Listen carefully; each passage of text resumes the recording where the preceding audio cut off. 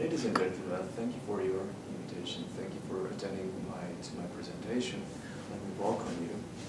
My name is Robert Matisek. I'm a sports psychologist, and I would like to present to you a really interesting tool about positive self-talking.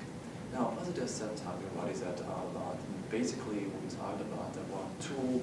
It's basically a coping mechanism where you are about to apply this mechanism when it comes to the crunch time, and we call it a downtime.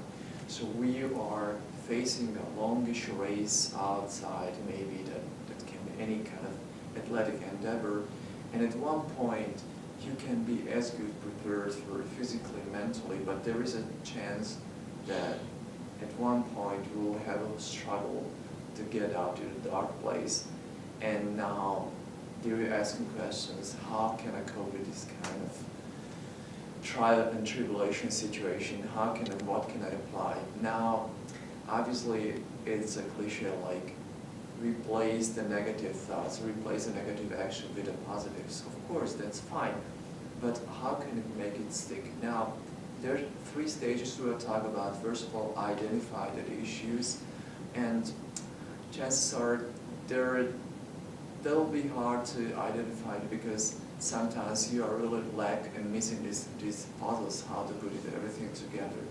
Now, if you have found kind of positive attitude, if you have found some positive thoughts, it's not enough to have a positive thought. Try to replace the negative with a positive.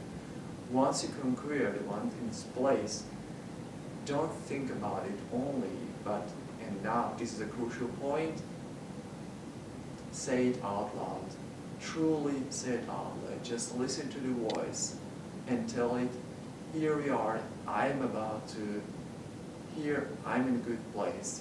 This is a done deal, I'll move on. Put the keywords and stick to it. Again, repeat it over and over and again so that you listen to your voice, and obviously it turns the negative into the positive. And then move on, it creates a totally new environment.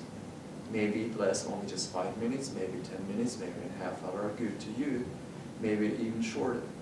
But if this comes again, this awful, repeat it again, and repeat it again, until you just cross the finish line. So the key message is though, I'm really about not only just think about the positive, but also put it in a good place and speak it and tell it and stick to it. Now, of course, is it applicable in normal life and normal civil situation? Of course it is. And now it's sometimes in a business place, sometimes at home, something, whatever you are, it's really applicable. It's really just, there are tons of parallels. And it's the same is true for civil life. If I'm in a dark place, if I'm like a downtime and I'm just coping and struggling how to find out how to get out of this kind of place, speak it and tell it out loud. Talk to yourself, and listen to your voice and make it stick.